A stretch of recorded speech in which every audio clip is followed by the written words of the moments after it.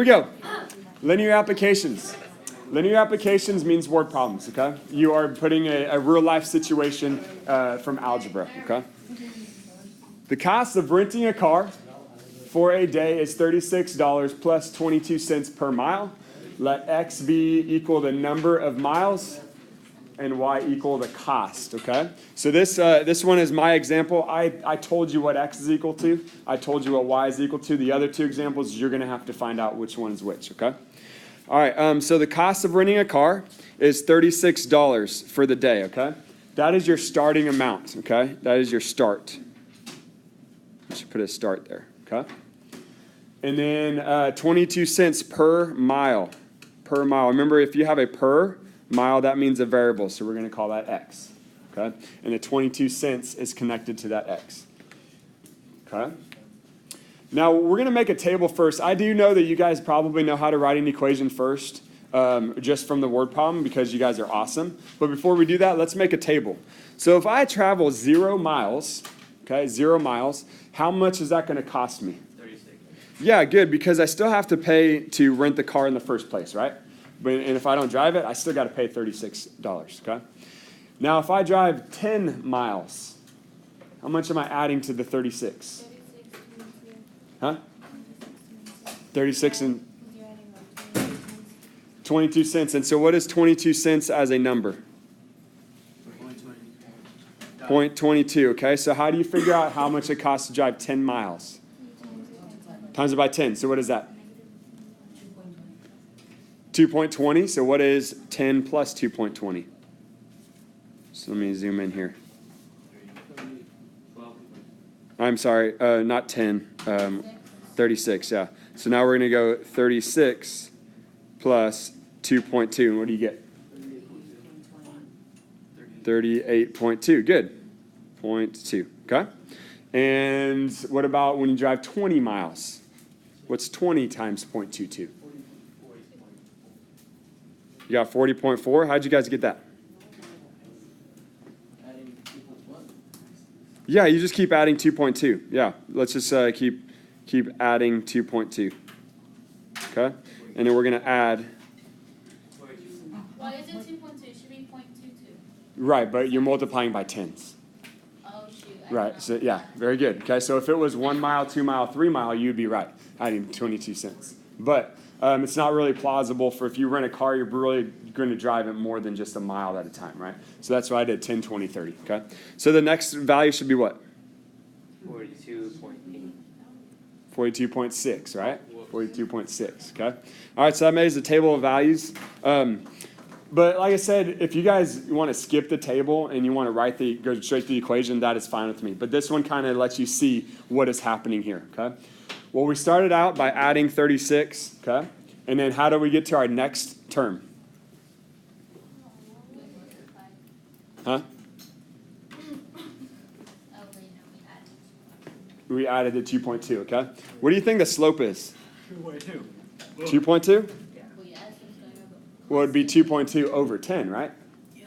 Oh, so really it's 0.2. It's just going to be this 22 cents, okay? So that's going to be 0.22 is your slope, okay?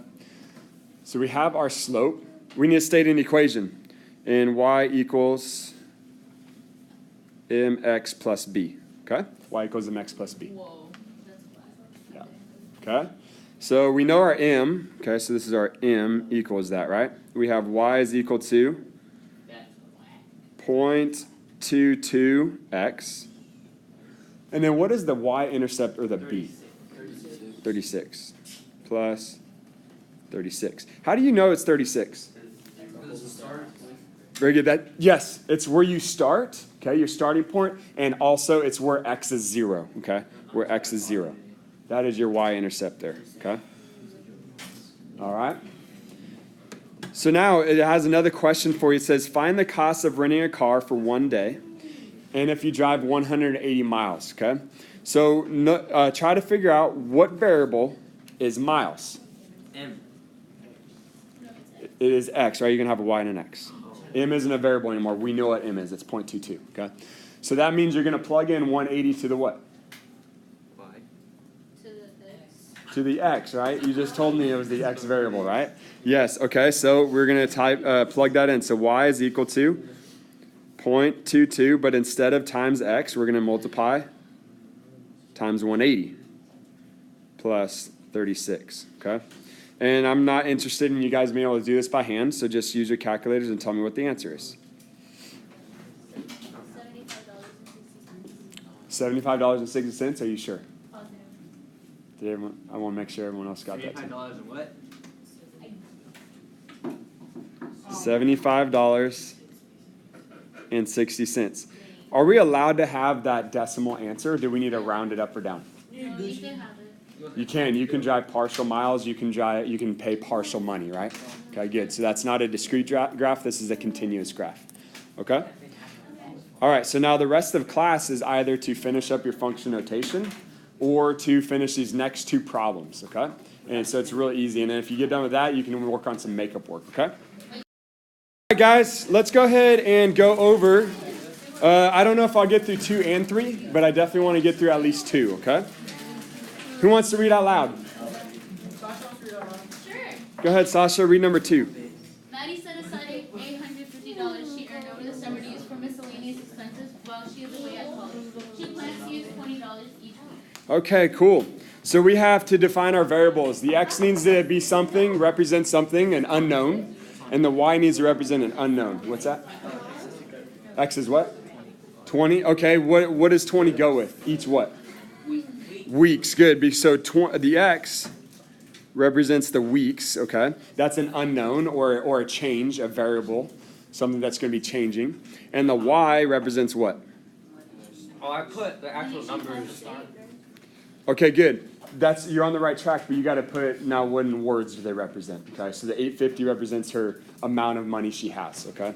So that's what the y is equal to. And so I don't have to flip the paper over. I'm going to write my equation right on here. Remember, we don't need to create a table. We can probably just write the equation straight from it, okay? So remember, you're going to have a y equals mx plus b, okay? And your 850 represents what? Represents what? Your B, or your starting amount, okay? So that's what you start with.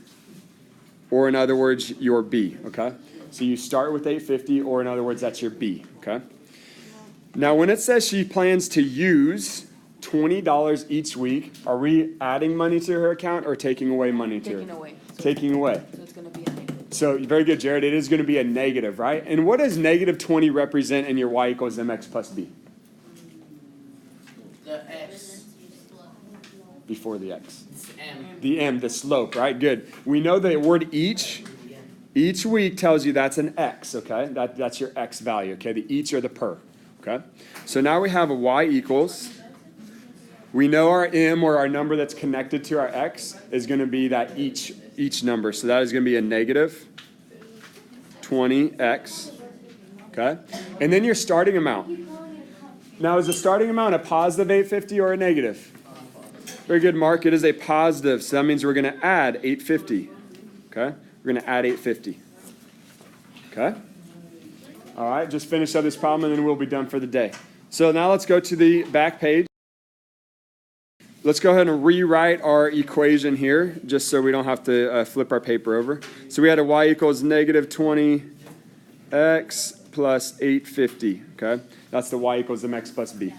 Your slope was negative 20, okay? That each or that per.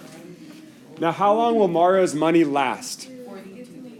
42 days? Weeks, right? Okay, so now what does it mean? How long will it last? What does that mean? When his money reaches what? 0. So we're going to plug in 0 for your total amount of money or your weeks? Total amount of money. When does his money get to 0? So we're going to plug in 0 is equal to negative 20x plus 850. And just so we can speed this up, what did you get? What did we get on their answer? 42, x equals 42.5. Now, I do realize that you can have more different than, you don't have to have whole weeks. You can have weeks and a day or 2 days. But let's go ahead and say, what can't he go to? How many weeks will this last? Can he go to 43 weeks? No. So what's the last week he can spend?